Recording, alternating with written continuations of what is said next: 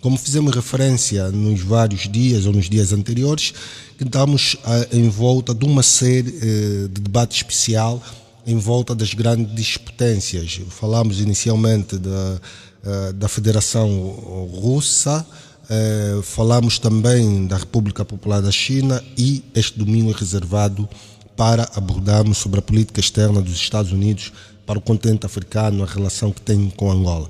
Mas também temos como temas de debate, para além do tema central, a questão de que o ANC está à procura de alianças para formar o governo e reeleger Ramaphosa. É de domínio público que o ANC convidou os demais partidos políticos que conseguiram, de facto, assento no Parlamento para a criação de um governo de unidade e reconciliação nacional. Vamos também abordar sobre o périplo feito pelo o ministro dos Negócios Estrangeiros da Rússia, Sergei Lavrov, que visitou 4 países africanos. Estão comigo hoje o Paulo Gamba, que é jurista, também docente universitário e comentarista sobre política internacional desta casa de rádio. Paulo, muito boa tarde para si. Boa tarde. Boa tarde a todos os ouvintes da MFM e uma boa tarde especial para aqueles que nos acompanham via web e também na nossa página do YouTube. Saúdo também de forma extensiva o Damárcio dos Santos. Damárcio, muito boa tarde. Boa tarde, João de Mboco. Boa tarde, Paulo Gamba. Boa tarde, Aguinaldo Ramos. Boa tarde a todos os ouvintes da Rádio MFM, com alguma particularidade a todos os ouvintes do programa Ponto Convergente. Para si também, Aguinaldo, que é publicista, jurista e também comentarista dessa casa de rádio. Boa tarde, Aguinaldo. Muito boa tarde, estimado João de Mboco.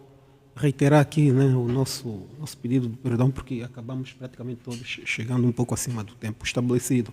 Boa tarde aos meus colegas de painel, boa tarde carinhoso aos rádio ouvintes que de forma religiosa e calorosa e carinhosa nos têm acompanhado. Do outro lado,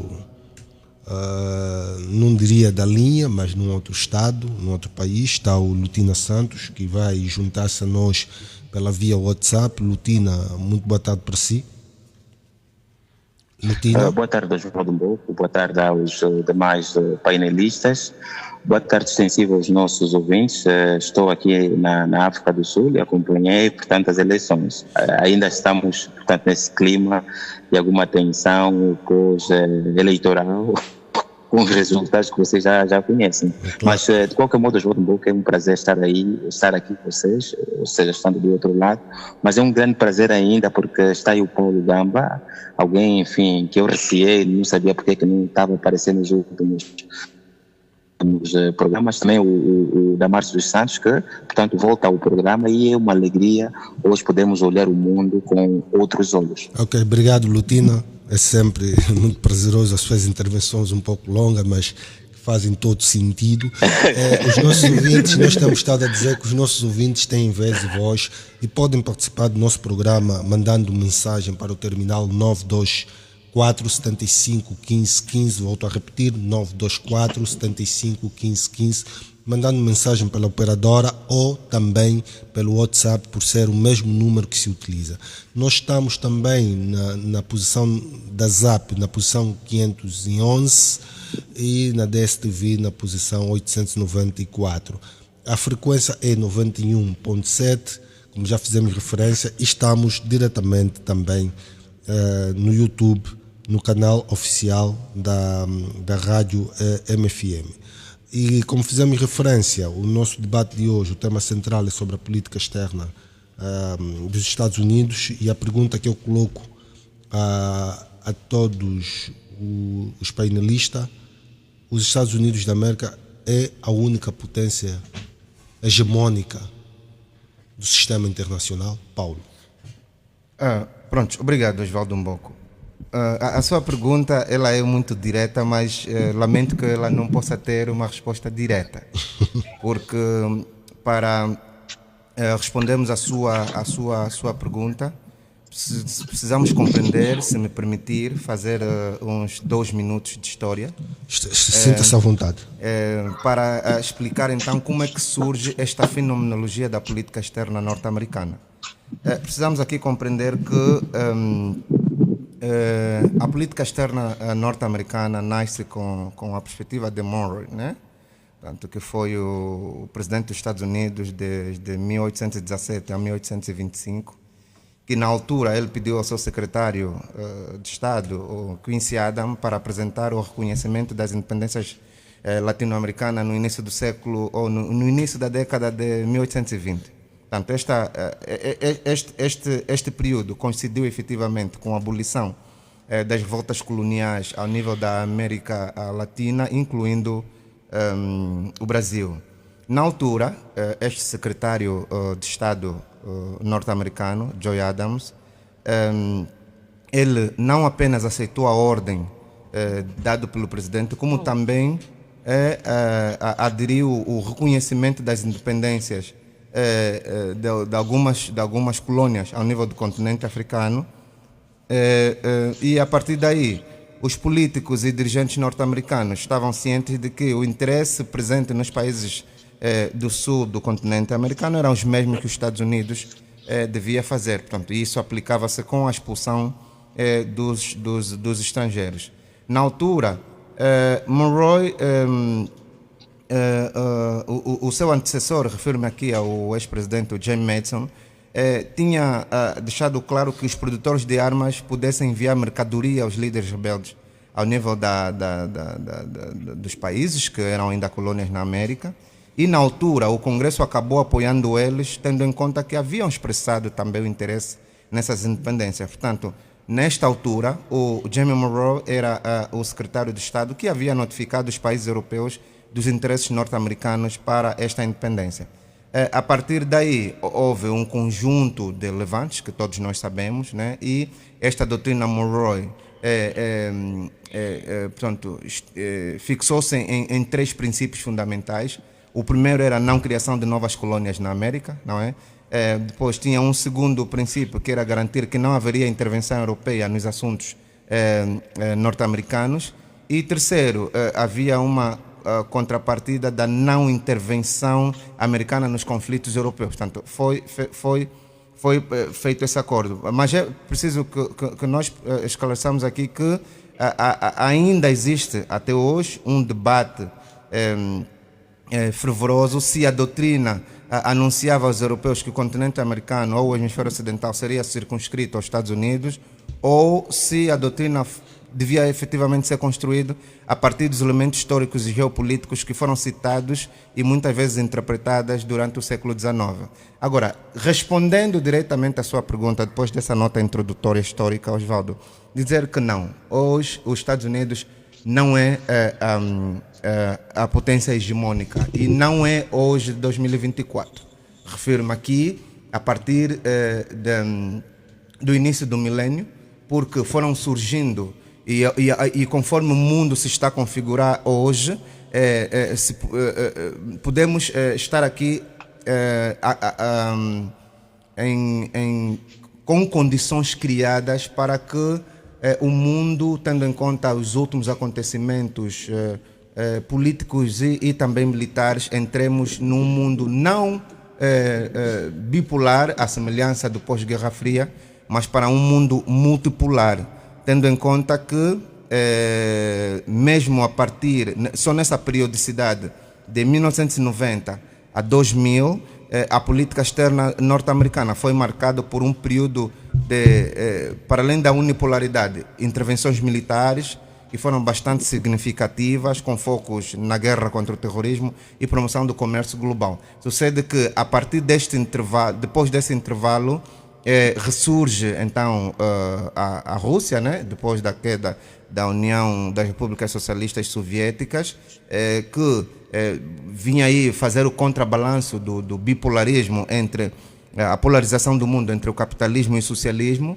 mas com a ascensão da China, Índia, o Brasil e o bloco africano, acredito que estamos mais caminhando para um mundo multipolar do que propriamente unipolar. Ok, obrigado. Márcio dos Santos concorda com Paulo Gamba? Os Estados Unidos não é a potência hegemônica do sistema internacional?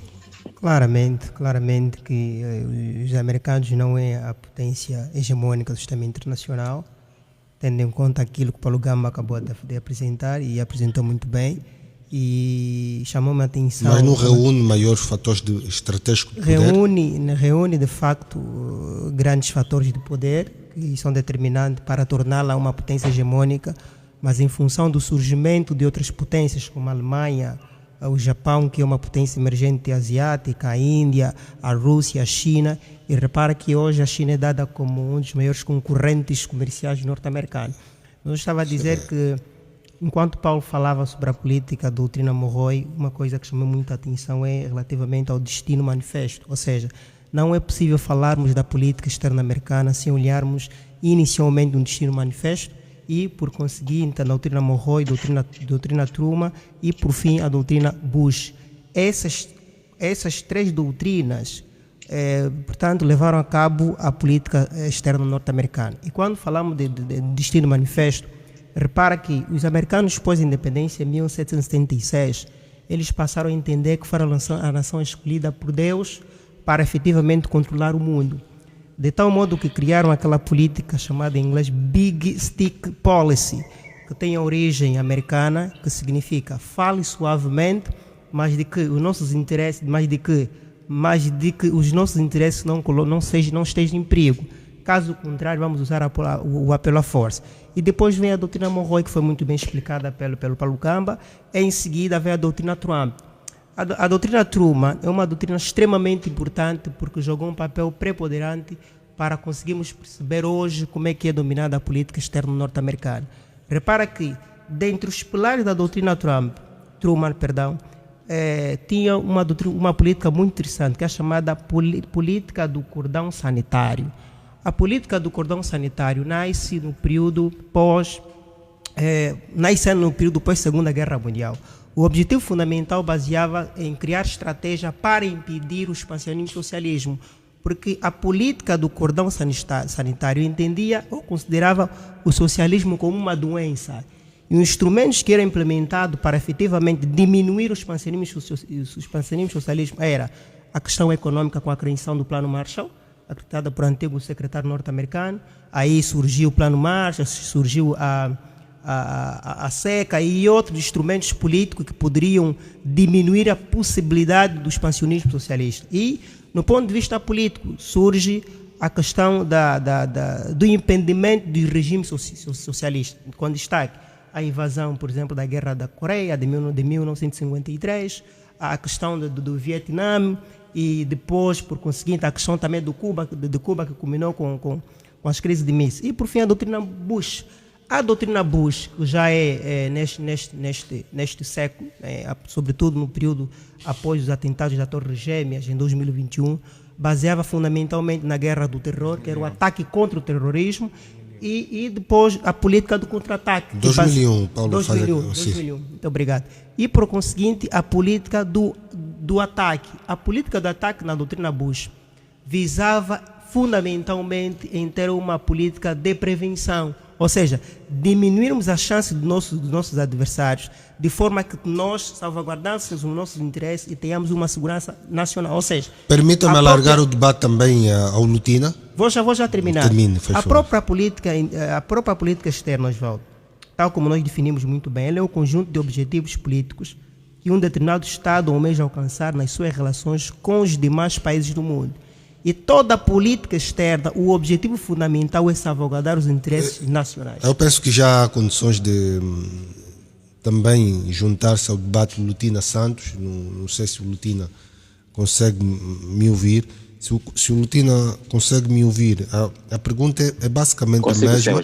É basicamente a mesma, mas trazendo de cima o seguinte: os colegas, o Paulo e o Damárcio, foram perentórios em defenderem que os Estados Unidos não é a potência hegemônica do sistema. Já não é. Já não é, sim. Se já não é, não é. Não é. Não, Mas pronto. há diferença. Já Pronto, não é, pronto. porque Meus deixou de senhores, ser. essa é uma questão Não, semântica. essa é uma questão É uma questão semântica. Mas Lutina. Ok. é importante dizer que começa como uma potência hegemônica. Sim. Não, a semântica ajuda na compreensão. Está bem, Sim. meus caros. mudar uma Meus caros, palavra por outra com o mesmo significado. Um momento, Aguinaldo, um momento.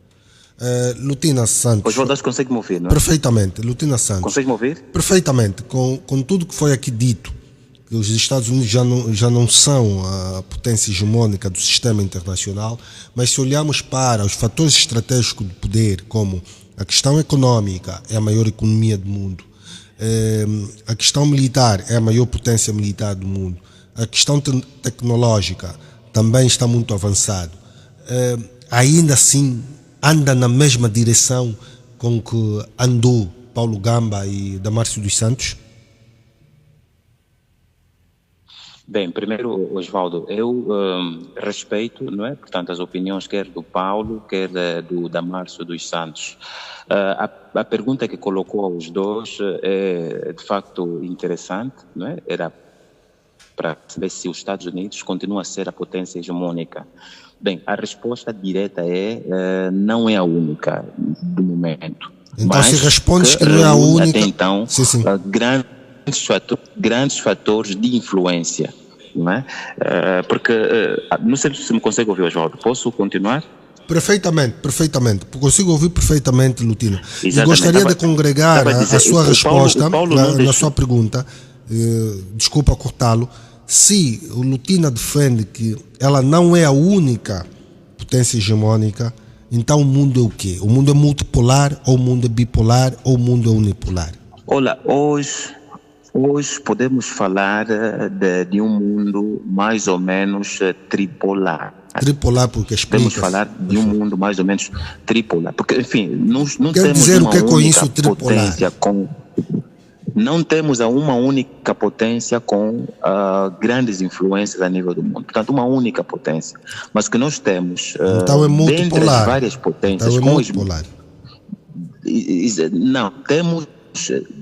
Vou me limitar a tripolar porque hoje... Então explica melhor, eu quero saber e os ouvintes também. Então, Osvaldo, eu estou em desvantagem e não me deixas terminar. Vou aqui. Peço perdão, mas é que o Lutina está a dizer coisas muito interessantes e que nós gostaríamos de ter uma explicação desses termos que o Lutina introduz no lexo das relações internacionais. Exatamente. Eu estava a defender a ideia de que estamos diante de um mundo tripolar. Portanto, há três grandes potências a dominar o cenário internacional. Apresentadas pelos meus colegas. Por que eu digo isso? Porque, primeiro, os Estados Unidos da América não perdeu a influência de controle sobre a geopolítica internacional. Aliás, deixa-me referir que os americanos até então continuam a exercer uma enormíssima influência sobre a Europa Ocidental. Portanto, é a única potência, neste momento, que tem uma enorme influência sobre a Europa Ocidental. Acho que quer o Paulo, quer o Damárcio e eventualmente o não me vão deixar mentir. E isto é significativo para quem estuda o poder. Quer dizer que este país ainda consegue influenciar a dinâmica da política internacional. Por outro lado, eu coloco o facto de ser triplo, porque a Rússia não desapareceu estrategicamente, mantém-se intacto. Aliás, hoje nós conseguimos sentir algum equilíbrio no cenário internacional graças à Rússia, não é? Portanto, os russos continuam lá a lutar por uma sobrevivência muito forte. Aliás, se não fosse uma grande potência, ou uma potência, digamos assim, não teria sobrevivido depois dessa guerra que arranjou com a Ucrânia. Porque vamos acrescer a questão da China. Não nos vamos esquecer que os chineses cresceram de forma substancial. Conseguiram penetrar nas áreas de influência, quer dos Estados Unidos da América, quer da Rússia. Hoje nós temos, assim, o chinês fora, até mesmo nos mercados europeus, os chineses conseguiram penetrar. Agora, tua pergunta, respondendo de forma muito direta, diria que os Estados Unidos não é a única potência hegemônica, mas é a que a maior influência exerce. Considera que é uma potência em declínio? Bem, nós para observarmos o declínio temos de ver as capacidades de reação. Eu acho que os Estados Unidos, neste preciso momento, enfrentam um dos maiores desafios. Porque hoje há uma tendência do mundo tornar-se cada vez mais multipolar. Okay? Há a tendência de pequenos estados, portanto, aqueles que não tinham qualquer tipo de expressão no cenário internacional, reivindicarem um lugar no cenário internacional. Portanto, estamos numa fase em que se está a tentar configurar uma ordem em que todos querem se ver envolvidos. Portanto, ninguém quer, num mundo como a de hoje, que a ordem mundial seja definida por apenas 2 ou 3 potências mundiais. Há uma clara ideia de uma múltipla participação e pressões também exercidas por vários países, de forma a que a ordem a ser construída e que vai, no fundo, criar um equilíbrio no mundo, que todos vivemos, seja uma ordem que resulta da intervenção de muitos e não de poucos, já volto como assim, aconteceu, por exemplo, na Primeira e na Segunda Guerra Mundial. Ok. Permita estender também o debate até ao Agnaldo Ramos, e a pergunta é a seguinte, Agnaldo: de que forma a ascensão da China e o ressurgimento da Rússia afetam a hegemonia americana no sistema internacional? Não, afetam de forma fundamental. Explica-se então. Afetam de forma fundamental e permita-me ir no que foi falado. E ainda bem que o João não começou o programa comigo, senão já estaremos aqui a discutir. Porque eu sou de opinião contrária. Os Estados Unidos, nós temos que ser honestos, são efetivamente a potência hegemônica, porque a hegemonia é a superioridade de um ator entre os demais, face os demais. Não quer dizer que o facto dos Estados Unidos ser hegemônico, os outros também não têm superfície de grandeza e até alguma superioridade. Mas os Estados Unidos está no topo. Os Estados Unidos acumulam um conjunto de fatores de poder no sistema internacional, a partir da própria o sistema onusiano, Nações Unidas, o FMI, a Organização Mundial do Comércio, o Banco Mundial. Ou seja, os Estados Unidos controlam efetivamente todas essas instituições. E os Estados Unidos têm mais um fator. Os Estados Unidos controla a Europa. Os Estados Unidos controla o segundo maior bloco econômico do mundo, que é a Europa, a União Europeia. Então está em desacordo com os Não, estou em desacordo. Os Estados Unidos é a potência hegemônica. Estou em desacordo. E depois, se nós quisermos condensar o tri, como é que o Lutina trouxe aqui? O tripolarismo. O tripolarismo Pronto. é exatamente sim. Se quisermos condensar, o João até me tirou já a palavra da boca, íamos dizer que o mundo é multilateral, que hoje há um multipolarismo. Nós temos o multipolarismo de pendor supremo norte-americano. E nesse tripolarismo nós podemos trazer aqui, isso olhando para a visão do Lutina, podemos trazer aqui a Índia e vamos já dar o nome de 4. Não. Pronto. Agnaldo Ramos entende que a Índia junta-se ao grupo, do ponto de vista da influência do sistema internacional, olhando para os fatores estratégicos do poder tradicionais que nós aqui já fizemos referência. Oswaldo, só uma adenda rápida. A tua pergunta foi em relação se os Estados Unidos é ou não uma potência hegemônica. Sim. E quando eu fiz a trilogia dos TRI, era no sentido de ver quais dentre as que existem reúnem mais ou menos esses requisitos, sem obviamente, digamos assim, afetar ou se calhar provocar o Aguinaldo. Claro que eu respeito a posição não provocou coisa nenhuma. Claramente, estamos sim. em total harmonia. Mas agora o Aguinaldo introduz aqui a Índia como um dos atores do sistema internacional a se ter em conta quando falamos das grandes potências. Pensa, Agnaldo Ramos, que a Índia reúne, olhando para os 3 fatores estratégicos do poder tradicionais, como poder militar, poder econômico, poder tecnológico, chega ao mesmo pé de igualdade, se vamos assim dizer, permita-me a expressão, do que esses três? Sim, não. Sim, chega assim. Eu tinha entendido outra coisa, de que a China estivesse acima. Não, Osvaldo, falou a Índia, estamos a falar da Índia. A Índia, sim. Osvaldo, só para apontar um fator. Acredita-se que este ano a Índia tornar-se-á no país mais populoso do mundo. A Índia tornar-se-á no país, eu acho que em setembro até novembro, acredita-se que a Índia vai ultrapassar a China em número de população. Isso é um fator muito importante na hegemonia de um país. Depende. Como o Osvaldo, não, Depende, eu disse que é um fator muito importante, não disse que é o fator principal. Depende como é que os A RDC tem mais população Permita-me que só, Angola. Isso permita-me não- só, mas é importante sim, porque nós temos a RDC com mais de 100 milhões de habitantes, mas não tem indústria. Você tem uma Índia com mais de 1 Mas há bilhão. muita miséria na Índia. há Permita-me muitos- só, muitos problemas internos. Paulo, permita-me. Você tem uma Índia que tem mais de 1 bilhão de habitantes, se não estou em erro.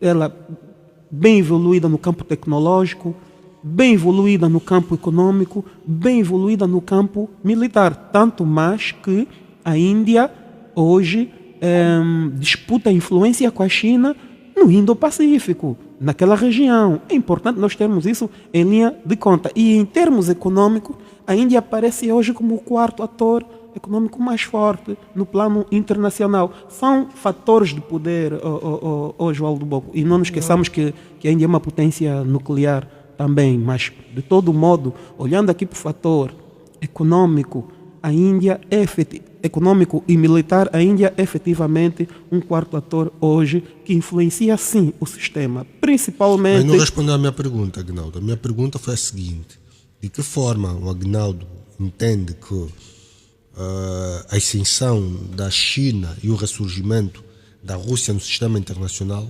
afetam a hegemonia dos Estados Unidos? Afeta bastante porque, Explica-se, Osvaldo, por favor. são atores revisionistas.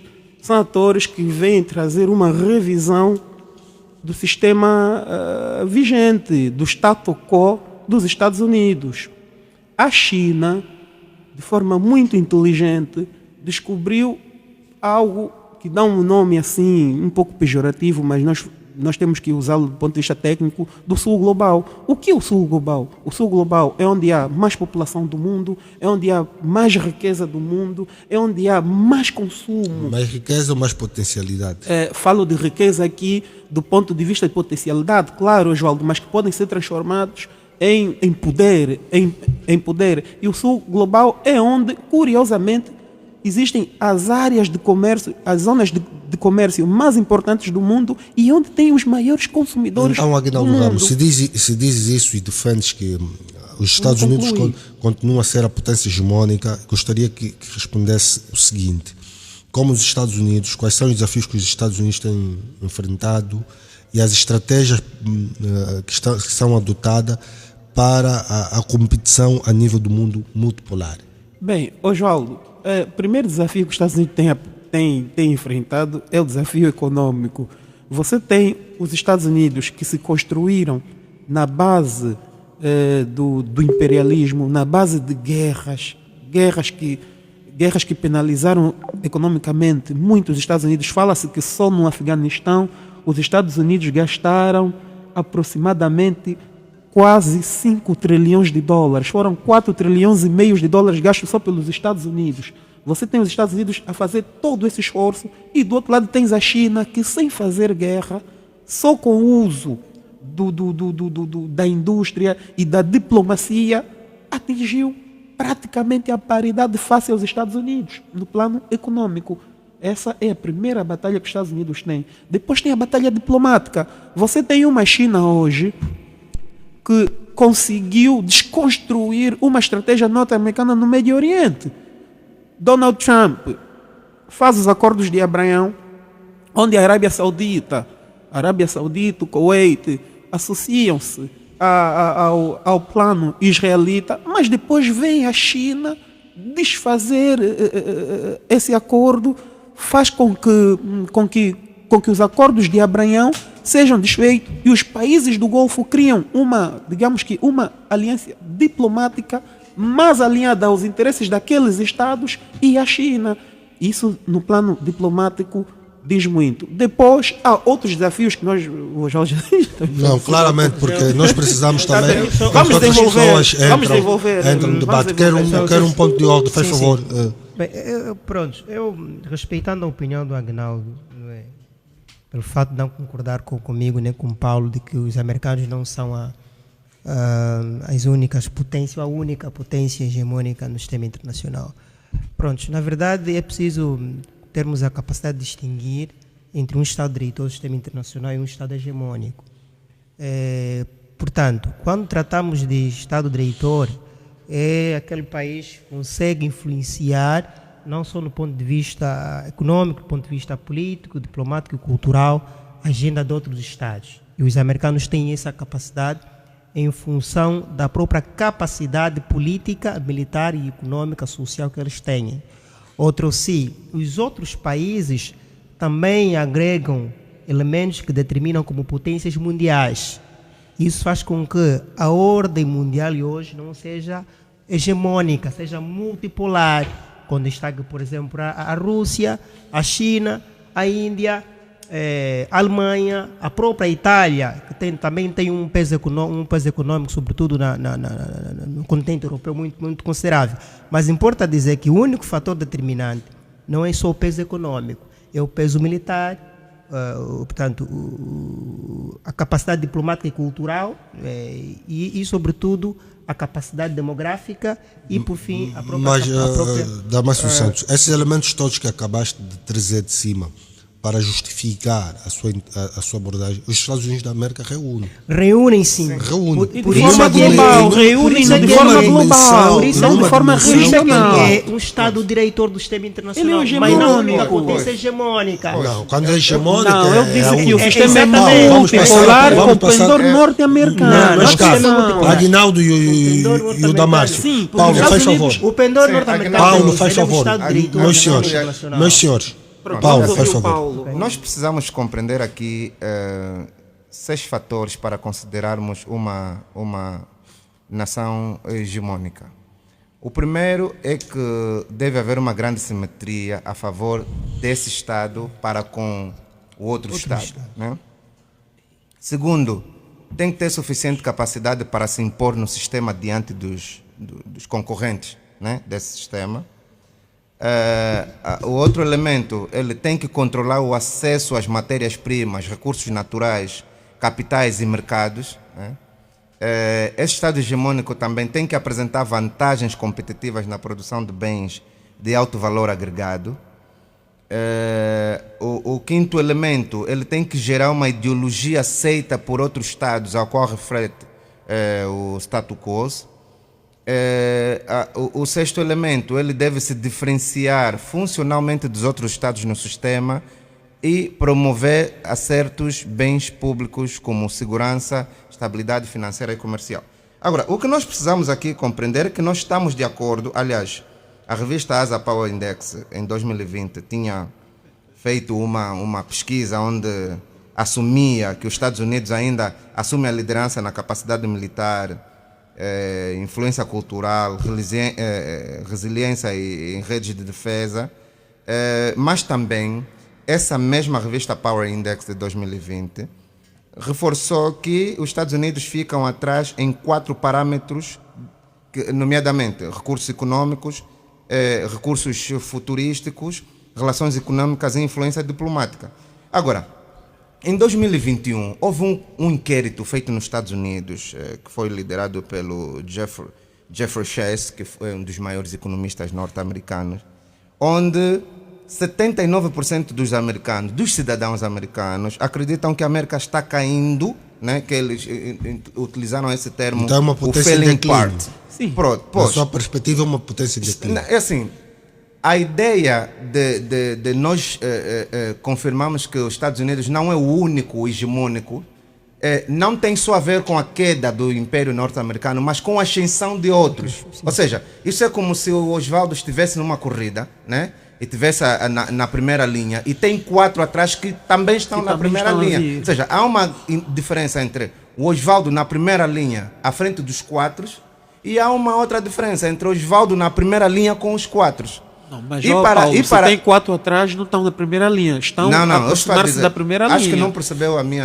analogia. É assim, um indivíduo está a liderar uma corrida quando tem 4 elementos atrás, mas depois os 4 chegam a ele. Ele não está necessariamente a liderar sozinho, porque ninguém o ultrapassou. Está a ver? Ele continua na liderança, só que ele tem companhia de mais 4.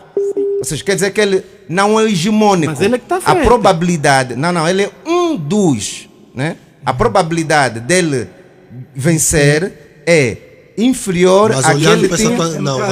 Olhando para essa Paulo, e olhando para o fator estratégico de poder, podem até estar quase ao mesmo diapasão, mas ligeiramente os Estados Unidos estão à frente.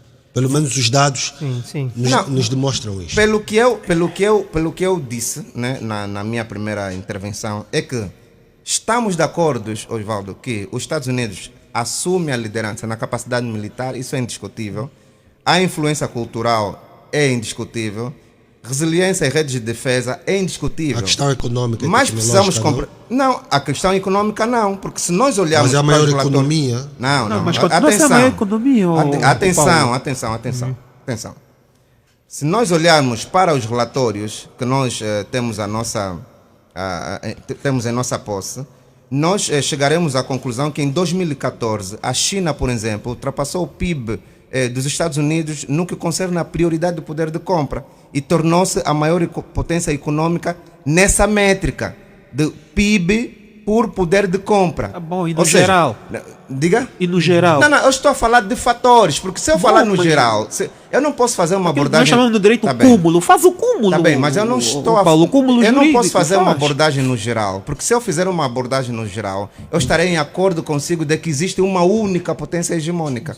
Não posso fazer essa abordagem, porque tenho que encontrar pontos de referências de um e ponto de referências no outro. Se os Estados Unidos está à frente num setor, outros países também estão à frente em outros setores. Mas o PIB dos Estados Unidos é maior do que Paulo, o PIB. A regra aqui é a regra da avaliação do professor, a avaliação contínua.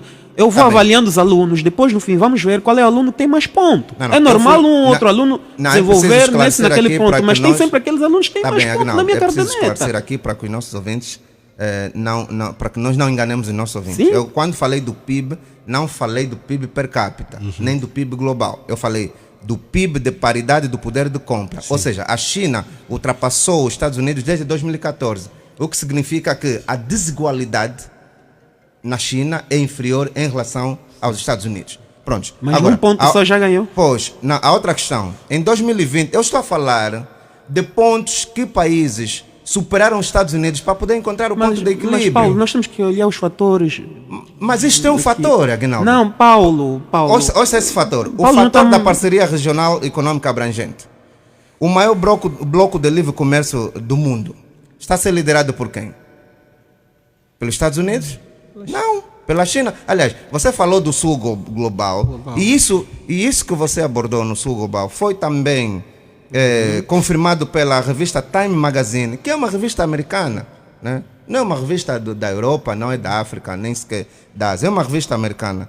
E a revista a Time Magazine argumentou que os Estados Unidos podem ser os grandes perdedores do tratado, né, do comércio mundial, tendo em conta o crescimento que se verifica ao nível do sul global. Paulo. Por isso mesmo, já para terminar, eu não queria aqui monopolizar a palavra, por isso é que se consegue verificar as enormes, constantes formas de boicote para surgimentos de novas instituições supranacionais que possam fazer alternativa aos blocos econômicos ou às instituições de Bretton Woods, um deles é exatamente os BRICS. Ou seja, há essa intenção de encontrar localmente forças políticas que possam eventualmente boicotar a perspectiva do crescimento do BRIC. E um deles é exatamente a Aliança Democrática, né, na África do Sul, que já disse publicamente que, se for poder, vai retirar a África do Sul dos BRICS. Vimos agora a retirada temporária da Arábia Saudita. Ou seja,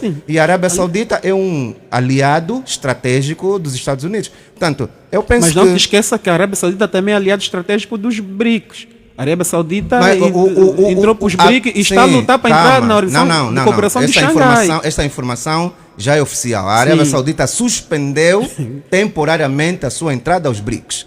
E hoje fala-se que tem muito a ver com influências externas. E se nós olharmos a relação entre a Arábia Saudita e os Estados Unidos, facilmente conseguimos perceber de onde vem essa influência. Sim. Portanto, para dizer o quê? Nós não estamos, pelo menos falo de mim, creio que o Damárcio provavelmente está nesse diapasão, é que a ideia não é colocar os Estados Unidos como o único. Okay. Ou seja, a ideia é mostrar que outros países cresceram e o nível de influência já não é igual antes da... Também, Paulo, Aguinaldo concorda com o que o Paulo disse ou pensa diferente? Não, eu não vou concordar porque aqui... O que é que não concorda? Estamos aqui com alguma dificuldade de compreensão. O Paulo até sabe que eu sou mesmo socialista, ou seja... Não, mas Aguinaldo, responda. Oswaldo, permita-me só... Não, responda, Aguinaldo. Oswaldo, eu vou responder dentro da minha liberdade de responder. Não, ninguém está ali. Não pode ser inquisitório, como um tribunal. Tenho que responder assim. O Biden também era socialista. Sim. Aguinaldo.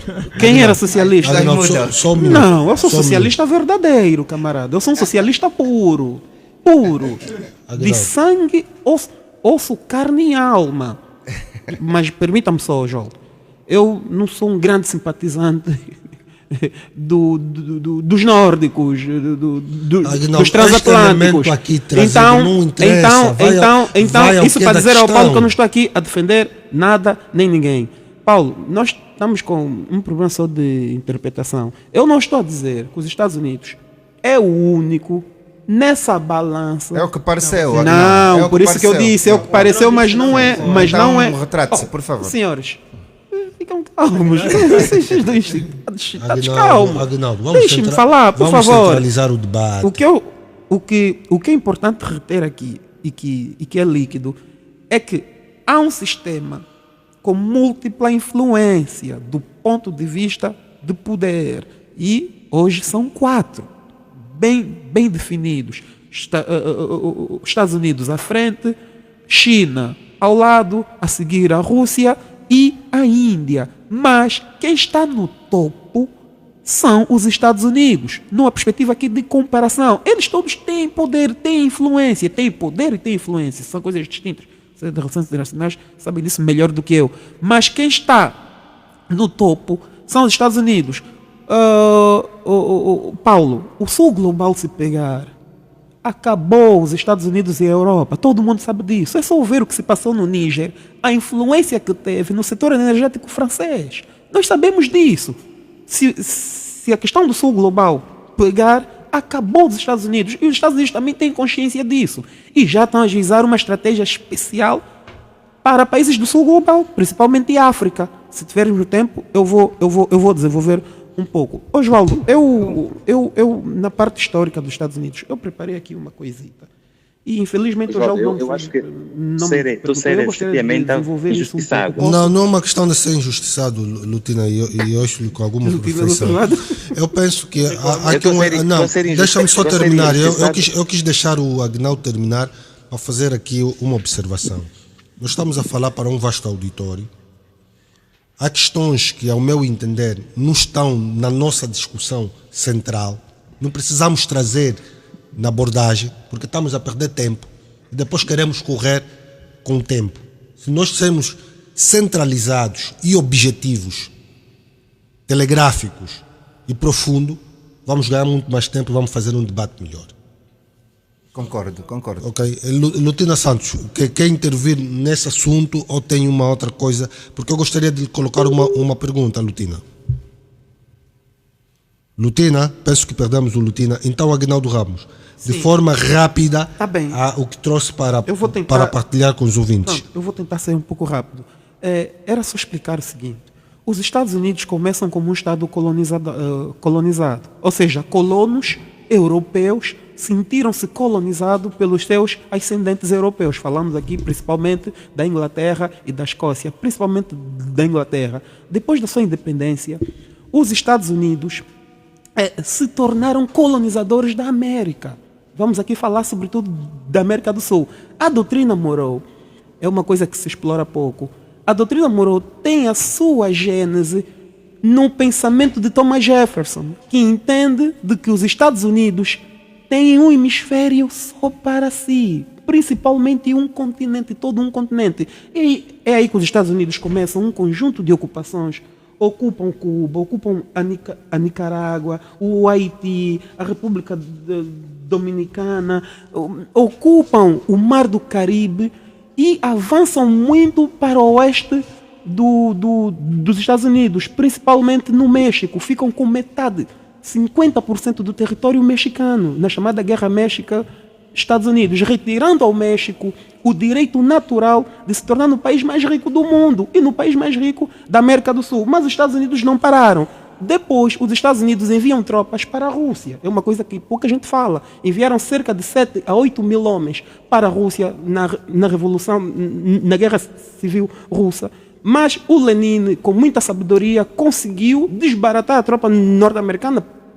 Quase 1.000 soldados norte-americanos foram eliminados na Rússia, só que os Estados Unidos não parou. Depois veio o chamado mito da Guerra Fria. Eu chamo mito porque a Guerra Fria resulta do pensamento de Churchill. É importante nós termos isso em linha de conta. Churchill e a própria Alemanha nunca viram os russos com bons olhos. Até a própria França. Isso são fatores históricos, porque não esquecemos que é na Rússia onde Napoleão Bonaparte perde. É na Rússia onde aquela ideia de germanizar o mundo também perde. E vem com a história da Guerra Fria. O que os Estados Unidos fazem na América do Sul? Criam a Operação Gondor. Criam ditaduras. Permita-me só, Oswaldo. Não, o Lutina também precisa entrar. Mas é interessante porque os meninos estão lá em casa para compreender. São essas coisas interessantes que eu gosto que os meus colegas passem quando estamos a debater e não trazemos outras questões que algumas vezes não é o nosso ponto de abordagem. Está bem. Criam então a Operação Gondor, criam a ditadura na América do Sul, tudo isso para ficar com total controle do hemisfério sul-americano. Colocam no poder monstros como, por exemplo, Augusto Pinochet, monstros como Trujillo da República Dominicana, mas os Estados Unidos não param por aí. Vem com a guerra do Vietnã. Depois, dizem que se perderem o Vietnã, a democracia no mundo morre, mas perderam no Vietnã e o Vietnã hoje é comunista e os Estados Unidos hoje visitam, têm relações boas com o Vietnã. Depois vem com a guerra do Afeganistão, onde com a Operação Ciclone criam terrorismo internacional, com os chamados Mujahideen, mas os Estados Unidos infelizmente não se sentem satisfeitos. Vem depois também com o mito da guerra contra o terror, um terror que foi criado no Afeganistão pelos Estados Unidos. Desse mito do terror... Agnaldo, está estendido, nós precisamos também congregar. Mas um dia vamos ter a oportunidade de explicar aqui como é que se construiu os Estados Unidos. Está bem, Agnaldo. Esse mito da democracia, da liberdade. Lutina Santos. No fundo, Lutina, penso que estamos com alguma dificuldade de termos o Lutina no ar. Não sei se as condições já estão criadas, penso que não. Então vou questionar ao Damárcio dos Santos o seguinte. Eu ainda estou em linha, okay. Não posso falar. Obrigado. Mas, Lutina, faz favor, responda-me o seguinte. Quais são os principais objetivos da política externa dos Estados Unidos para o continente africano? Não, eu primeiro queria fazer uma adenda. Faça assim de forma telegráfica, depois respondeste. Porque é mais justo que assim seja, até porque, enfim, fiquei com. Lutina, vamos direito ao ponto. Bem, primeiro eu devo dizer que quer o ponto de vista do Aguinaldo, quer do Paulo Gamba, coincidem em muitos aspectos com o que eu apresentei em relação o posicionamento dos americanos hoje, não é? Eu queria fazer um resumozinho rápido. O que eu disse, eu não reconheço uma perca imediata da influência americana no presente contexto. Pelo contrário, eu vejo que os americanos continuam ainda equilibrados. É claro que há algumas situações, vários cenários que aconteceram e muitos dos quais estão associados com a exceção de outras potências que acabaram por reduzir a capacidade de intervenção dos americanos, mas eles continuam a dominar a geopolítica internacional. Portanto, isto é a minha perspectiva. Agora, em relação eu falei do mundo tripolar, porque eu primeiro desenhei, na minha perspectiva, ver os Estados Unidos em primeiro plano, a Rússia em segundo e a China em terceiro plano. Portanto, o Aguinaldo colocou a Índia. Claro que a Índia tem uma enormíssima influência, mas do ponto de vista tecnológico e econômico e também demográfico. Creio eu que, portanto, os últimos resultados apontam para, digamos assim, o país com maior população, com maior concentração demográfica, apontam a Índia como sendo este país, portanto, já ultrapassando a China, segundo os dados que eu obtive. Não sei se estou ou não equivocado. Mas, de qualquer modo, não é, devo concordar com as demais opiniões. Agora, em relação à questão que me coloca, não é, quais são digamos assim, os objetivos dos Estados Unidos em África. Osvaldo, não se esqueça, não é? E os nossos ouvintes, alguns dos quais estudantes de relações internacionais, não se esqueçam que, primeiro, os Estados Unidos teve um papel fundamental nas independências de muitos países africanos. Aliás, foi a intervenção americana que acabou por frear o ímpeto colonialista das potências europeias. E não se esqueçam também que, na altura da expansão marítima europeia, Estados Unidos não existia ainda como grande potência. Acabou por sê-lo no decurso de 1911 para frente. Não é? Portanto, depois de tantas outras guerras que aconteceram, acabou por penetrar e ter, digamos assim, uma intervenção mais direta nas questões globais. Hoje, claro, os Estados Unidos luta com os chineses, luta com, digamos assim, os russos e, sem esquecer, também a China, que vem tendo uma presença cada vez mais crescente em África. E qual é o objetivo dos Estados Unidos da América? Claro, os americanos querem controlar a economia mundial, querem ter maior capacidade de influenciar a vida internacional. Em África, querem estar nos locais que reúnem melhores condições, portanto, melhores condições em termos de minerais, melhores condições em termos de muita coisa, não é? Eu acho que os americanos querem manter um controle estratégico sobre as potências africanas. E isso é que está a acontecer. Tanto é que nós vemos países africanos que foram influenciados, outrora parceiras tradicionais da Rússia, que foram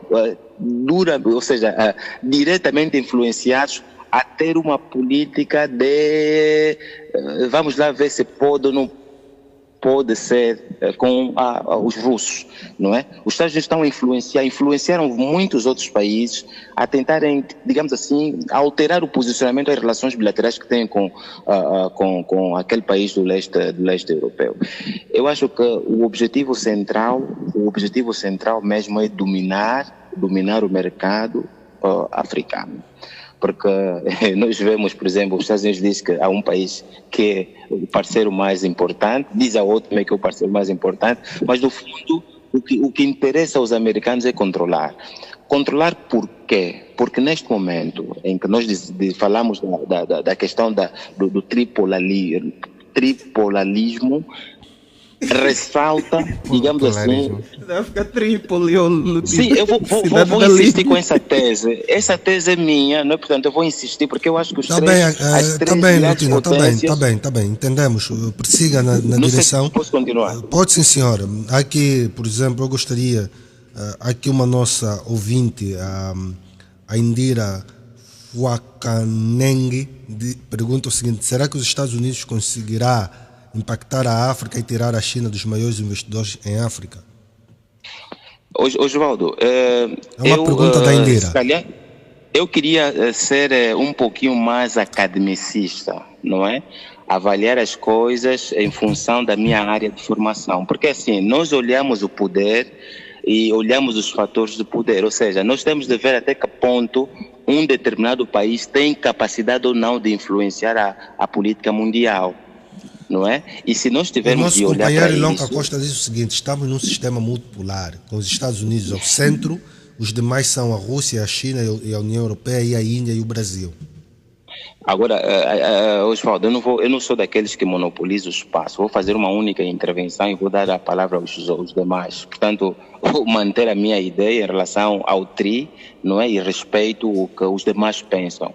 Osvaldo, os americanos continuam a estar na pole position por uma razão muito simples. Os meus companheiros de painel me podem dizer, dentre as potências hegemônicas existentes, qual deles exerce maior poder ou influência sobre o mundo ocidental? Provavelmente a resposta não seja muito longa, é os Estados Unidos da América. Agora, o bloco europeu, o bloco ocidental, é um dos blocos que não pode ser afastado no xadrez, não é, da gestão do mundo contemporâneo. E estamos a falar de um bloco muito forte, que tem uma imensa influência americana. Os russos, portanto, sabem que há esse antagonismo que está a existir, há essa barreira na relação. Os chineses, apesar de terem, portanto, alguma influência, apesar de terem entrado por mercado europeu, mas estão longe de superar, portanto, os valores americanos e a influência americana implantados aqui no Obrigado, mundo Lutina. ocidental. Temos aqui também o nosso ouvinte, Paulo Pinto, que diz que os Estados Unidos da América ainda detêm a superioridade. Aliás, tem quase tudo acima das vantagens sobre os seus opositores como a China e a Rússia. As tendências não ditam nada. É a visão do nosso ouvinte. Há aqui um outro ouvinte, que é o Manuel Fonseca, que é estudante de ciência política, que coloca uma questão, e a questão dele é a seguinte: qual é o objetivo da política externa dos Estados Unidos com a criação da nova aliança asiática entre Japão, Coreia do Sul e a Áustria? Há mais um outro ouvinte, que é o Gilberto Lucano, que diz: o acordo de Abraão de Fala foi negociado pela Rússia, colocando o Irão e a Arábia Saudita para negociar, e por fim deixou a bola e a glória, penso que é isso, a China. Penso que é isso que o nosso ouvinte queria aqui escrever também. E recebemos outras mensagens, como do Tucuta Patrício, que parabeniza o programa e diz que é um dos melhores programas de política internacional que tem no país. Penso que já temos a condição criada, ainda não temos as condições criadas para ouvirmos também Ilonka Costa, mas desta feita vou questionar ao Damárcio dos Santos, que já está há algum tempo calado, o Damárcio. Damárcio dos Santos, de que forma a promoção da democracia e dos direitos humanos influenciam as relações dos Estados Unidos com os países africanos, tendo em linha de atenção que os Estados Unidos realizou um encontro onde separou os países democráticos, africanos e não democráticos, e vimos recentemente que houve a abertura de um programa que é financiado pelos Estados Unidos em Angola, a partir da DW, onde está orçado em 10 milhões de dólares para partidos políticos e promoção da democracia. Pode fazer novamente a pergunta, João, não tinha compreendido. Qual das perguntas? A pergunta que colocaste ao Damárcio. Não, eu perguntei ao Damárcio dos Santos de que forma as questões ligadas à democracia e aos direitos humanos influenciam as relações dos Estados Unidos com os países africanos.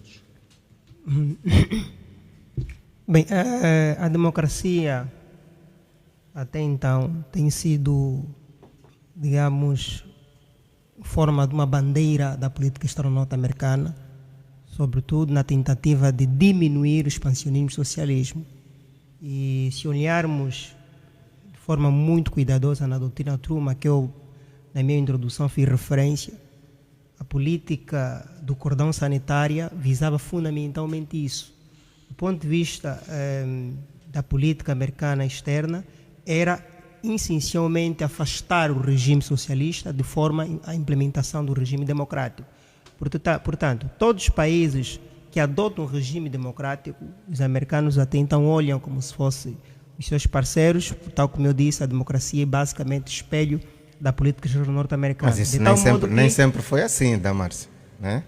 Se nós olharmos, por exemplo, desculpa cortá-lo, houve um período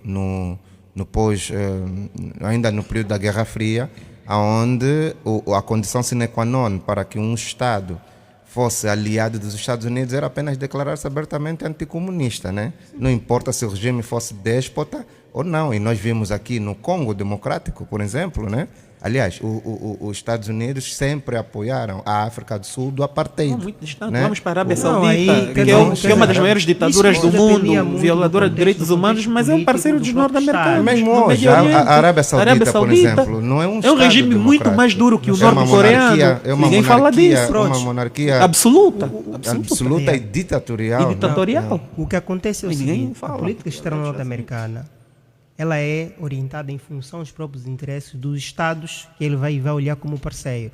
E, sobretudo, pelo contexto e a conjuntura política que cada Estado adota. Por exemplo, a Arábia Saudita é um Estado que tem uma conjuntura, uma ideologia, um valor cultural totalmente diferente dos países africanos que, por sinal, boa parte deles foram forçados a adotar o modelo democrático. De tanto que os países africanos, quando querem tirar alguma vantagem da cooperação americana, sobretudo das instituições da Bretton Woods, as exigências são claras. Estado Democrático de Direito. Mas isso é mentira. Sim, mas isso é utopia. Essa coisa da democracia é mentira. O caso do Ruanda, por exemplo. Como é que explica o caso do Ruanda? Nós temos que compreender isso. É isso que eu estou a tentar dizer, Paulo. A implementação democrática de um determinado Estado depende muito da relação dos interesses que os americanos têm.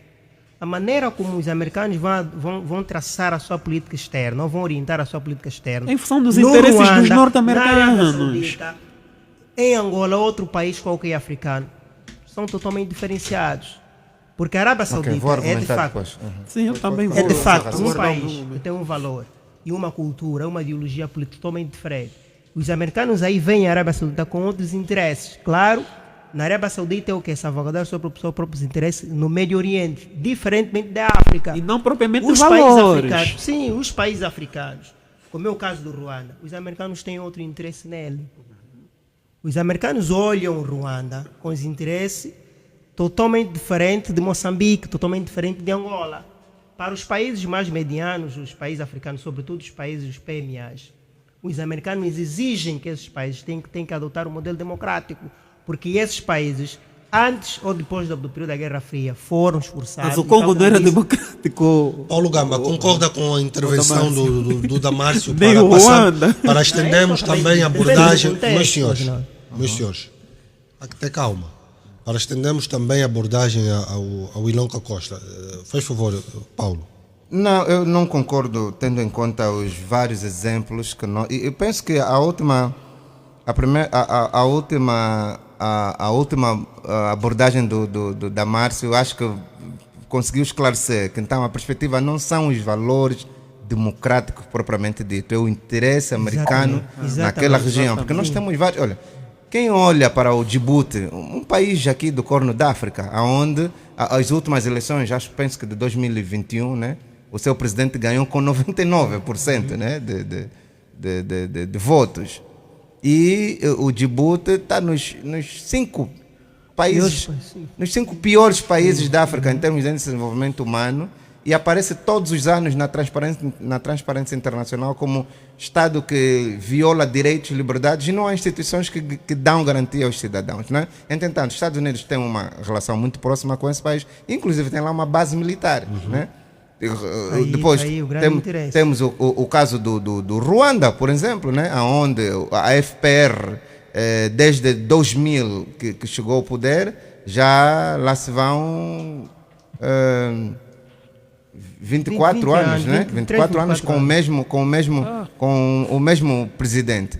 E tem havido várias denúncias, mesmo até de instituições norte-americanas, que têm acontecido efetivamente no Ruanda, desde eliminação física de adversários, detenção de adversários políticos, financiamento ao terrorismo, e não há um posicionamento dos Estados Unidos em relação a isso. Houve um outro que também se chamou golpe constitucional, que foi, para além da alteração, da retirada da identidade cultural por via de um decreto que Paul Kagame fez, tinha a ver com a alteração da Constituição que ilimitava mandatos para o Presidente da República, obviamente que favorecerá Paul Kagame. E não houve um posicionamento como tal dos Estados Unidos. Portanto, a ideia de que os valores norte-americanos condicionam a relação, creio que não colhe, que em primeira instância está o interesse norte-americano e depois vem o resto. Obrigado, Paulo. Vou estender o debate também ao Ilonka Costa,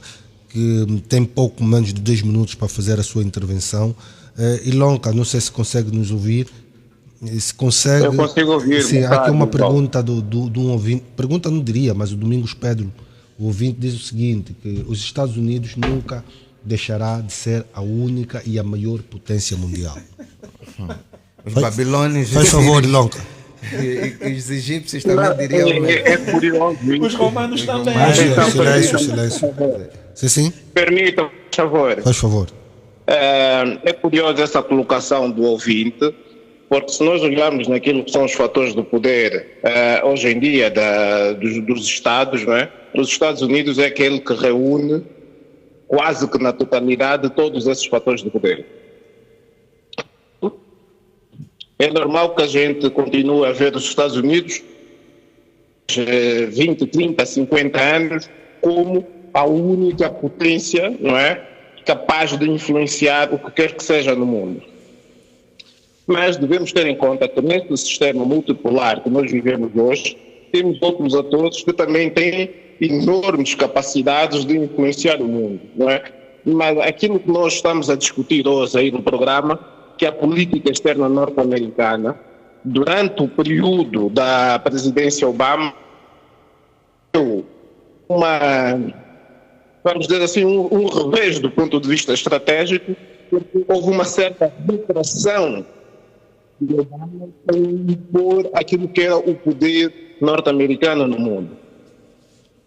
Esta lei foi provocada, o pacto do Obama ter sido galardoado com o Nobel da Paz, não é? E nós sabemos que isso limita e muito a capacidade limitou muito a capacidade do presidente Obama de fazer a guerra, sobretudo. Mas ele tinha bombardeado o Afeganistão nesse mesmo ano. Não limitou, não. Ilonka.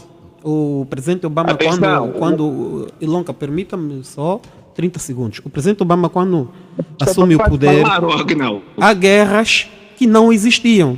Quem abriu a guerra da Líbia, da Síria, foi o presidente Obama. O presidente Obama é responsável da maior crise humanitária de refugiados, de mortes no Mediterrâneo para a Europa, em função dos estados que ele destruiu. E ele próprio reconhece que sente pelo que ele fez com a Líbia. Aguinaldo, permita ao Então, não vamos dizer que ele teve limite, teve até um aval, porque o Prémio Nobel nós sabemos que é um dos instrumentos que o Ocidente usa para te fazer melhor do que o resto do mundo. Mesmo você sendo um criminoso de guerra e crimes contra a humanidade. Depois poderei falar. Faz favor, Ilonka. A guerra da Líbia e da Síria não foram uma guerra induzida pelo presidente Obama, não é? Ou seja, a entrada dos Estados Unidos é uma consequência na defesa daquilo que são os interesses norte-americanos naquela região do Médio Oriente. Nós sabemos que Síria e Líbia fazem aquele cruzamento com todos os estados do Médio Oriente. Daí que os americanos entraram para defender os interesses, não é? Não vamos dizer que é uma intervenção direta do Obama no sentido de se avançar para aquilo que foi o descalabro que a gente assistiu depois, não é? Não é isso que os e-mails da Hillary Clinton diziam, ainda durante quando estava a competir com Donald Trump, Ilonka. Não é isso que os e-mails diziam. Há muita informação que contraria o que estás a dizer. Ilonka, a operação Mas senhores, vamos permitir o Ilonka terminar, que até está por via WhatsApp, está no Planalto Central, um clima muito fresco. Então vamos embora, Ilonka. Bem, o que nós assistimos hoje em dia, depois da presidência de Obama, com o Trump no poder e o Biden, é uma América em busca do tempo perdido, não é? Uma América que vai correndo atrás do espaço que deixou e que a China conquistou. Isto é que move hoje em dia os Estados Unidos a correrem para a África em força, é que move os Estados Unidos a procurar negociar com a Europa, não é? Porque uma vez que Nós temos a Rússia bem ali presente na Europa e tem marcado com essa guerra da Ucrânia a sua posição. Quer dizer, isso está a fazer hoje os Estados Unidos buscar esse território perdido.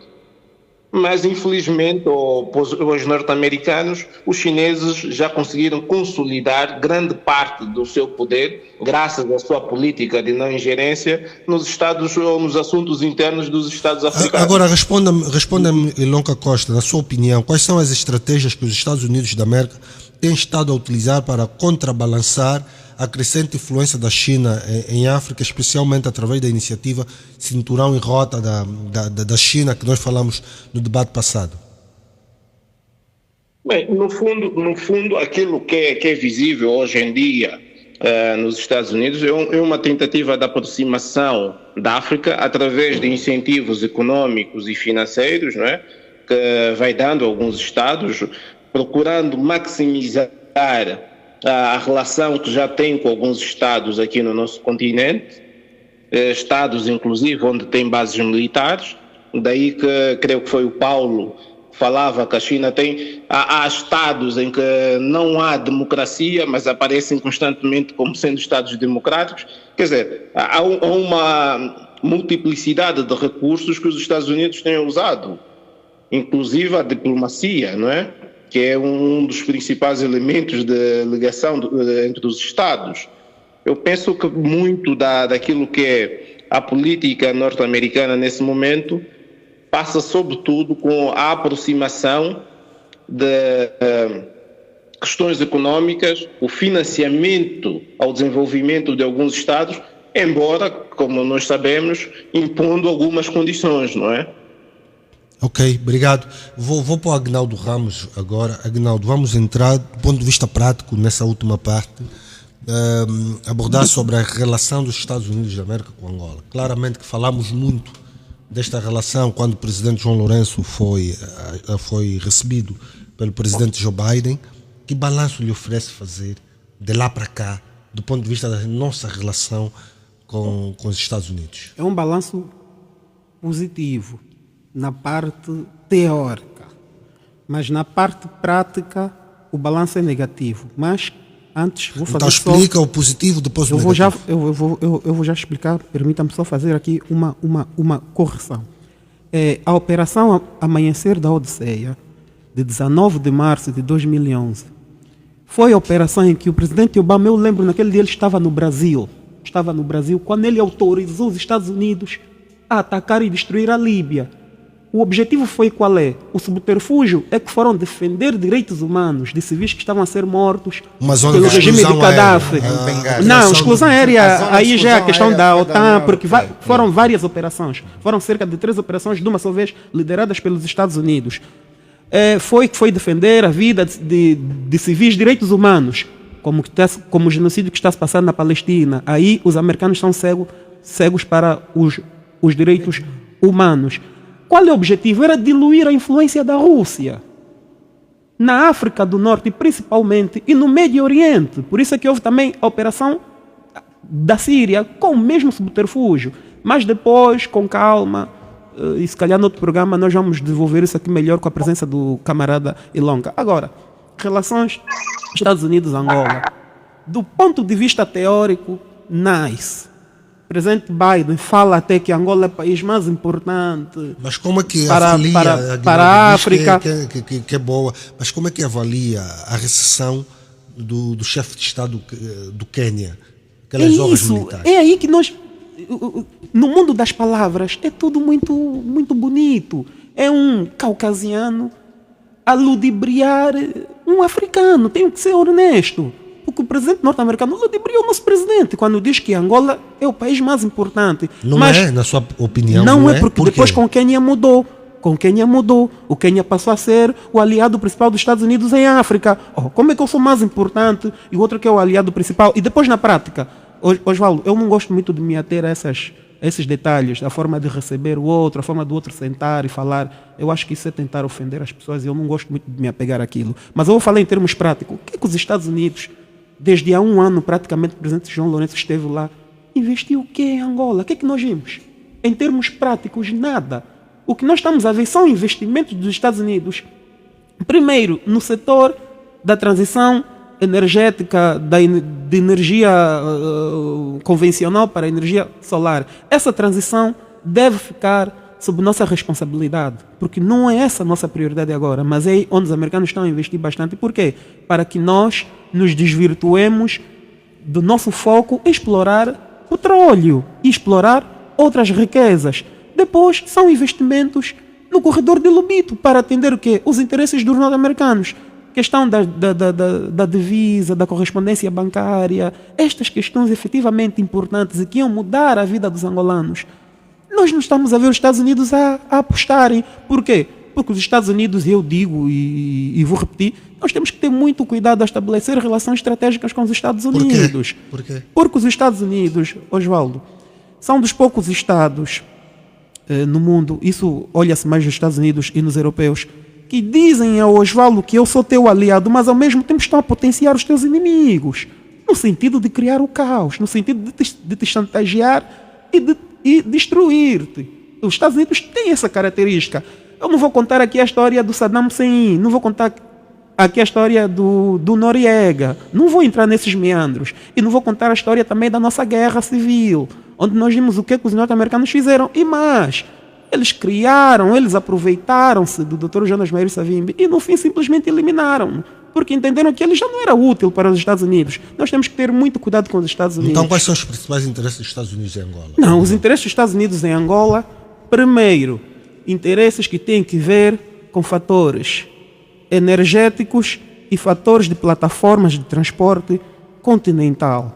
É esse o grande interesse dos Estados Unidos aqui. Os Estados Unidos estão com os Estados Unidos e os europeus. Na tua perspectiva, o petróleo e os recursos naturais influenciam a relação bilateral entre os Estados Unidos e Angola? Os Estados Unidos, Oswaldo, se o Oswaldo estudar o golpe de Estado que foi dado no Irão na década de 50, estudar também a morte do Qassem no Iraque, se o Oswaldo estudar os motivos que levaram os Estados Unidos a destabilizar o Iraque e o Irão, vai notar que sempre estiveram aí interesses energéticos. E a própria relação, os mimos entre a Arábia Saudita e os Estados Unidos, é tudo petrodólar. Não pensam que é uma coisa outra coisa. O regime saudita é mais repressivo que o regime norte-coreano, mas não passa, ninguém fala disso. Por quê? Porque é um aliado dos Estados Unidos. Qual é o fundo da aliança? Qual é o interesse vigente? Controlar a questão do petróleo ao nível mundial, começando no Médio Oriente, que é dos maiores interpostos de petróleo. Eu sou daqueles angolanos que não vejo nada de especial naquela visita do nosso presidente aos Estados Unidos. Para nós, os angolanos, para os norte-americanos foi muito bom, porque ganharam uma coisa extraordinária, o corredor de já volto para si. Concorda com o Aguinaldo, Damárcio? Concordo com o Aguinaldo. Na tua visão, não, a visita do presidente João Lourenço aos Estados Unidos não reputa-se de grande importância? Não, reputa de grande importância. Tal como estava a dizer, concordo com o Aguinaldo parcialmente. Claramente, no ponto de vista prático, não há vantagens concretas. Do ponto de vista teórico, a visita... Não há vantagem concreta como se estamos a olhar para um grande investimento, que está a ser feito no corredor do Lobito. Os americanos ouvem. Para nós, reitero, não vejo ainda nenhuma vantagem concreta. Agora, a visita do presidente João Manuel Gustavo Lourenço foi, sim, de facto, um marco histórico. Independentemente da ausência... O presidente encontrar-se com é marco histórico. Ou da máfia. Isso é diminuir os presidentes. Não, nós não estamos a falar, Aguinaldo, de qualquer local onde ele foi.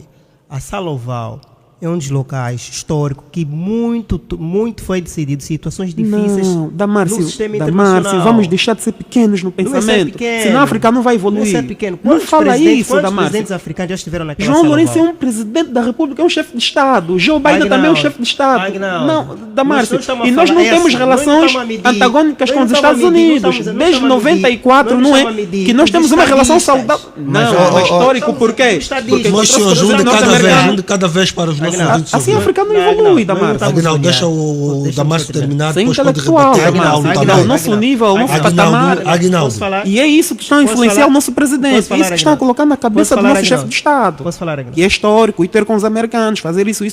Não, vamos começar a aconselhar bem o nosso presidente. Na questão da política externa, principalmente. Aguinaldo, é fundamental deixar o direito dos outros também se expressarem. É fundamental deixar que os outros tenham. Aguinaldo, 1 minuto.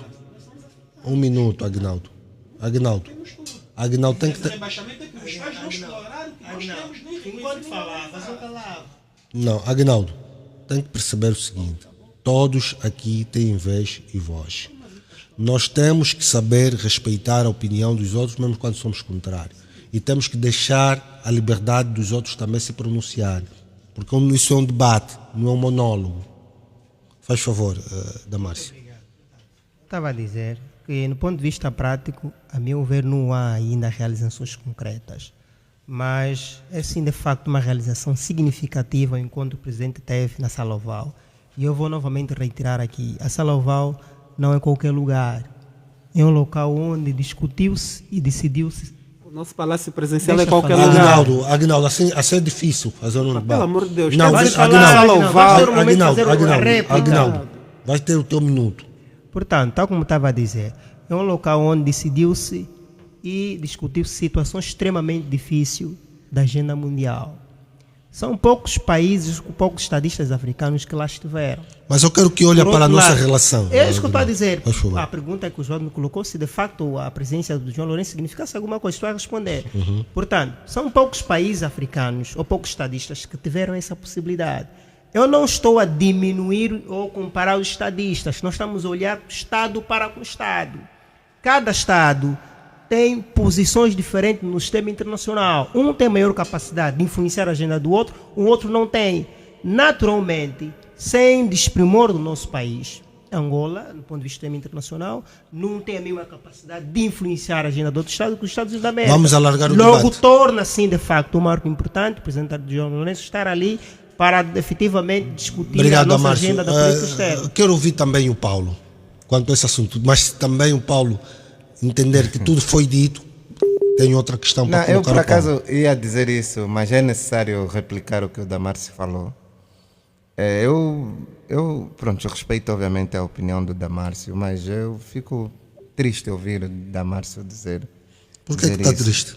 Sim, porque isto foi previsto por Frantz Fanon em Peles Escuras e Máscaras Brancas, que depois das independências os Estados africanos teriam uma relação de subserviências com as ex-colônias. Quer dizer, Mas Estados Unidos não é uma ex-potência é um colonizadora. país. É um país colonizador também, Colonizou Oswaldo. qual país? Não, Oswaldo, os Estados Unidos ocupou países assim, da América do pronto, Sul, Oswaldo. a questão, Estamos a falar em África. Pronto, o que eu estou a tentar dizer é, os Estados Unidos, independentemente da sua dimensão enquanto potência, é um país, tal como Angola.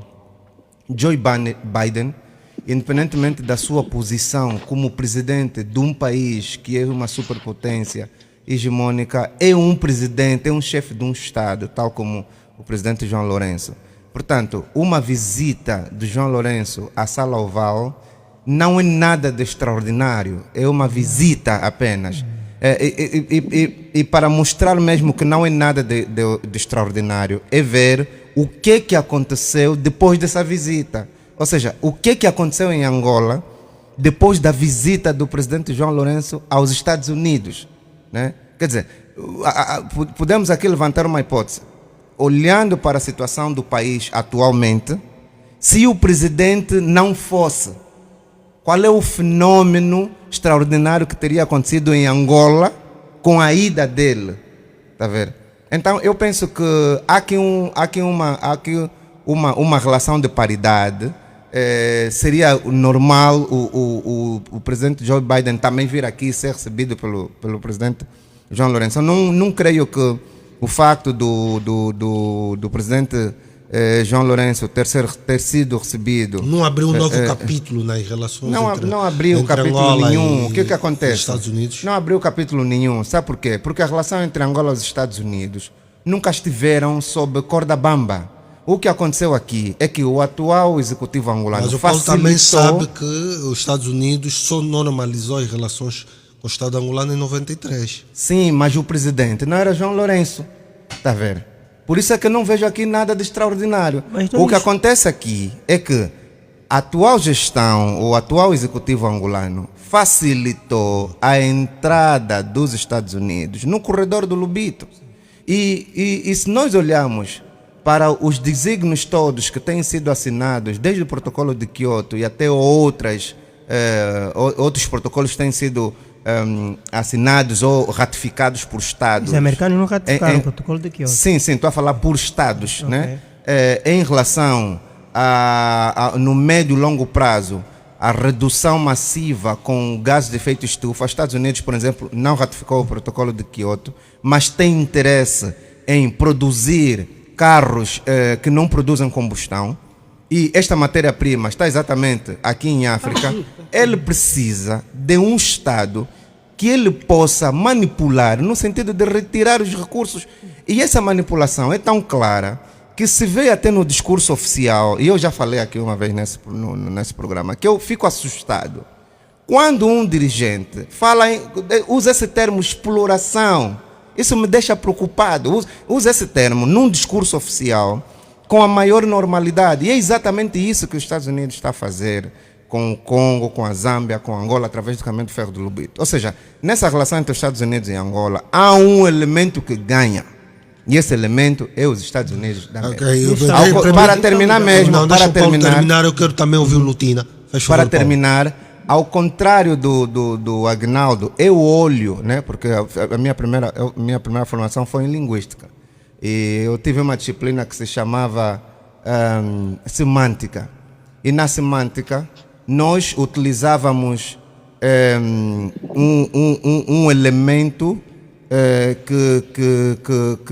que nos trazia a perspectiva da compreensão semiótica, ou seja, a imagem fala muito, né? E olhando para a forma de recessão do presidente João Lourenço, comparativamente com o presidente William Ruto, não se precisa dizer quem é o mais importante, ou seja, as imagens por si falam-se. Logo, as palavras do presidente norte-americano em relação ao facto de Angola ser o parceiro africano mais importante, comparado com a recessão ao presidente William Ruto, não é para levar a sério. Ok, Lutina, não sei se o Lutina consegue me ouvir. Lutina Santos, estamos com alguma dificuldade de ouvir o Lutina. Consigo lhe ouvir? Sim. Lutina, de tudo que foi aqui dito, quer agregar ou então debitar as tuas ideias sobre a relação dos Estados Unidos da América e o Estado angolano? Não, primeiro, enfim, eu tenho um imenso respeito pelo da Márcio, não é? E respeito à opinião dele. Eu acho que houve um pouquinho de exagero ao apontar o facto de ter sido um marco histórico, não é? Aliás, quer o Paulo Gamba, quer o Aguinaldo Ramos acabaram por discordar e eu alinho neste diapasão. Eu acho que nós temos de buscar os nossos interesses. E os nossos interesses, quando são, digamos assim, captados, o reflexo deve-se fazer sentir no social. Portanto, o que é que nós ganhamos com a ida do Presidente da República aos Estados Unidos da América? É claro que o corredor do Lobito interessava os americanos e é evidente que há essa intenção crescente da governação angolana, digamos assim, promover a diplomacia econômica, abrindo portas para, portanto, mais investimentos. Mas nós temos de agora, não é, centrar os nossos interesses em vantagens recíprocas. Aliás, o Paulo deu um exemplo que nos deve servir de reflexão. Olhem a forma como o presidente queniano foi recebido nos Estados Unidos da América e olhem a forma como o nosso presidente foi recebido. E nós ainda fazemos questão de dizer que é um marco histórico. É claro que, enfim, o fato deixa-me só terminar. Lutina, pensa que a forma como foi recebido o nosso presidente não foi a mais correta? Eu não estou a dizer se foi a mais ou a menos correta. Estou a tentar, enfim, influenciar-vos a fazer um paralelismo para cada um de nós tirar uma ilação. Não, mas qual é a sua ilação? Queremos ouvir agora a sua ilação. A minha ilação é que os americanos deram maior importância à visita do presidente queniano. Por que é que chegas a essa conclusão? Deram maior... deram maior importância, por razões que eles mesmos poderão explicar ou esclarecer. Aliás, vê-se mesmo... Não, da leitura que fez, Houve, não, na minha, é assim, Osvaldo, o que me parece ter acontecido é que a forma como um chefe do Estado é recebido determina o grau de respeito que lhe é atribuído. O nosso presidente foi muito bem recebido na China.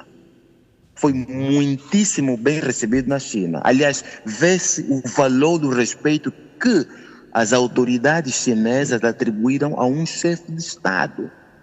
Não o que aconteceu, por exemplo, nos Estados Unidos da América. É claro que também não vou desvalorizar em todo, não é? Portanto, a visita, a deslocação do presidente. O que eu acho relevante que o governo angolano esteja a fazer, e deve continuar a fazer, e eu apoio essa linha, é de procurar a todo custo investidores sérios que venham operar honestamente no nosso mercado. O que é que está a falhar? Onde é que está a falha da nossa diplomacia e da estratégia angolana que não consegue atrair tantos investidores? Primeiro, é assim, Osvaldo, aliás, tu sabes que eu até evoluiu bem na política interna, tenho luz o suficiente. Nós temos de melhorar a nossa organização interna. Nós temos de combater mesmo a corrupção, temos de acabar com o nepotismo, temos de acabar com esquemas, temos de acabar com empresários políticos. Se nós acabarmos com toda essa teia... Nós temos empresários políticos, Lutina? Temos empresários políticos, Osvaldo sabe, qualquer um de vocês sabe. Não é? Eu estou a questionar o Lutina. Os empresários políticos, na tua visão, perigam até certo ponto o interesse do Estado? Osvaldo, ontem, perceba que ontem fomos todos estudantes, mas hoje já somos totalmente crescidos.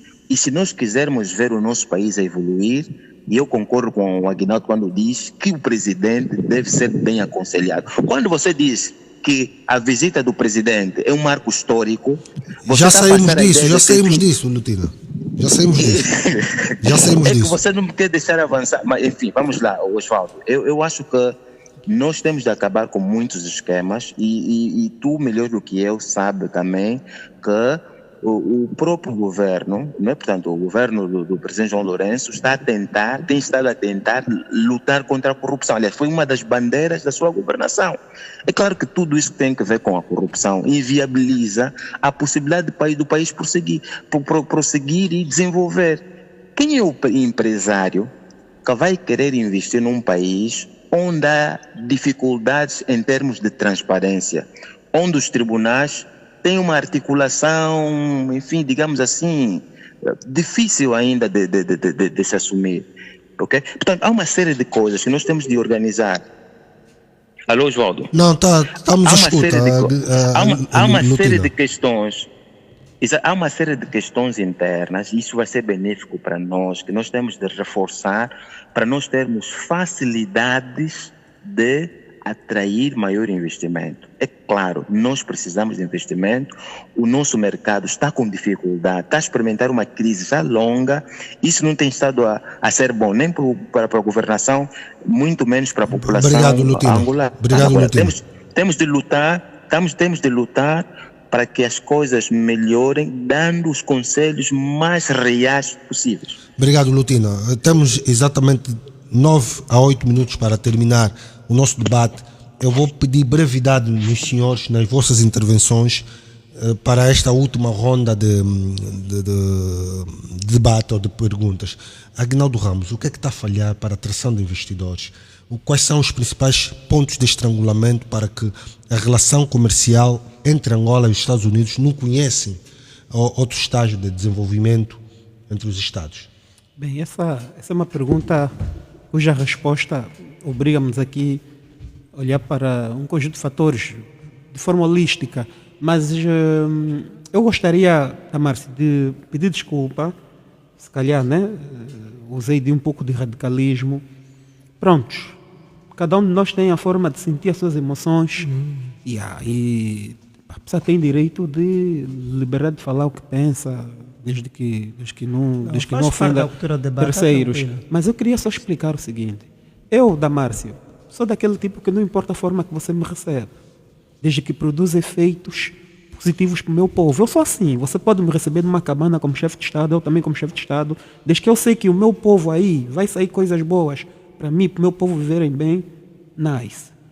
Deixa só lhe explicar que na cimeira do G7, 48ª ou 9ª ou 7ª, cimeira do G7 de 2022, aqueles 7 Estados chegaram à conclusão que têm que dominar as infraestruturas globais importantes como forma de salvaguardar a hegemonia do Ocidente sobre os demais. Foi aí que o presidente Biden decidiu que os Estados Unidos tinham que passar a controlar as grandes infraestruturas. Eles deram o nome de PGI, Parceria para Infraestrutura e Investimento Global. É assim que se chama. E é aí que os Estados Unidos entenderam que tinham que ficar com o corredor do Lobito. E sabe como é que os americanos nos habituaram? A gente começa com a diplomacia. Se com a diplomacia não for possível, vão começar com a força. E nós tivemos a questão do canal do Panamá, que pode nos ensinar muita coisa. Eu penso que o entendimento deveria ser assim. Nós estávamos diante de uns Estados Unidos que estava ávido a todo custo em ficar com o corredor do Lobito. Logo, eles precisam muito mais do que Angola tem. Então, nós também deveríamos fazer uma proposta aos Estados Unidos também muito alta. Não deveríamos aceitar elogios. Mais do que isso, tínhamos também que levar alguma coisa. Eu, se fosse conselheiro do Presidente da República, eu diria mesmo, Sr. Presidente, já que eles precisam disso, dessa plataforma importante, porque ela é continental, mas com caráter global, porque vai influenciar o comércio global, então também nós temos que levar Aguinaldo, isto. obrigado. Mas infelizmente isso não aconteceu. Outra coisa, Damasio, Aguinaldo, eu preciso que o os nosso outros Palácio também terminem. Cor-de-Rosa da Cidade Alta e a Casa Branca são iguais. A diferença é que aí é o centro do poder mundial. Obrigado, Aguinaldo. Então não podemos pegar esses detalhes para dizer que aquilo foi histórico ou não foi histórico. Aguinaldo, obrigado. Damásio dos Santos, ao seu entender, quais são as mudanças estruturais e estruturantes que o Estado angolano deve fazer para atrair maior número de investidores no âmbito da diplomacia econômica gizada pelo presidente João Lourenço? Bem, eu sempre acreditei que, por mais que nós tenhamos um player que possa acreditar a nossa política externa da melhor forma possível, e se não conseguirmos fazer um trabalho bem acabado de casa, de nada vale esse player. E tal como se sabe, a política externa ela faz sempre em função da política interna. E a diplomacia é apenas o lubrificante da própria política externa, ou seja, o facilitador nessa cooperação da diplomacia econômica entre os próprios Estados. Logo, na minha visão, independentemente de hoje nós temos uma diplomacia econômica muito mais ativa, é importante que nós façamos o nosso trabalho de casa. Nós temos problemas muito, muito sérios. Temos problema de industrialização, não conseguimos transformar o tomate em massa de tomate. Temos a mania de ser os maiores, não os melhores. Olhamos muito Maior os aeroporto, detalhes, maior aeroporto internacional, detalhes, maior barragem. Por que não melhor? Melhor barragem, melhor aeroporto. Portanto, de forma sintética, devemos sentar, fazer primeiro o nosso trabalho de casa. Como a China fez. A China implementou aquilo que chama-se ditadura do desenvolvimento. Fechou-se primeiro, organizou-se internamente e depois abriu-se para o mundo. Os Estados Unidos também fez então, isso. creio que é isso, de forma sintética, que nós devemos fazer. Primeiro, olhar para a nossa política interna e depois arquitetar para a política externa. Ok, obrigado. Não sei se temos o Ilonca, penso que não, mas acho que temos o Lutina. Lutina Santos, consegue me ouvir? Lutina? Consigo, senhor João. Sim, de forma telegráfica, ao seu entender, quais são as mudanças estruturais e estruturantes? Não percebi a pergunta, João. De forma telegráfica, quais são as mudanças estruturais e estruturantes que o Estado angolano deve fazer para melhorar o ambiente de negócio e assim atrair maior investidores americanos com base naquilo que é a estratégia do Estado angolano da diplomacia econômica?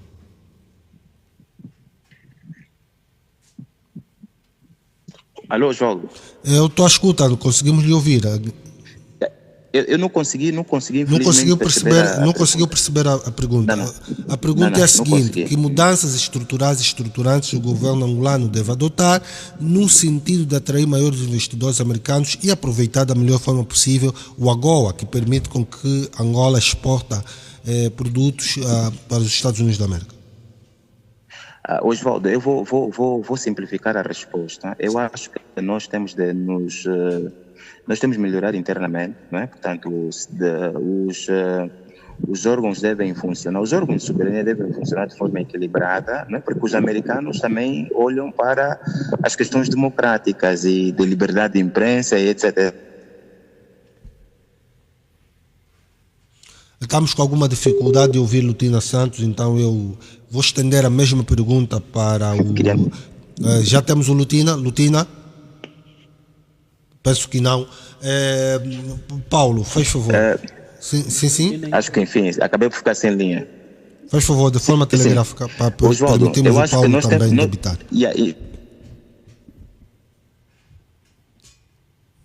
Lutina, a situação, o sinal não está bom.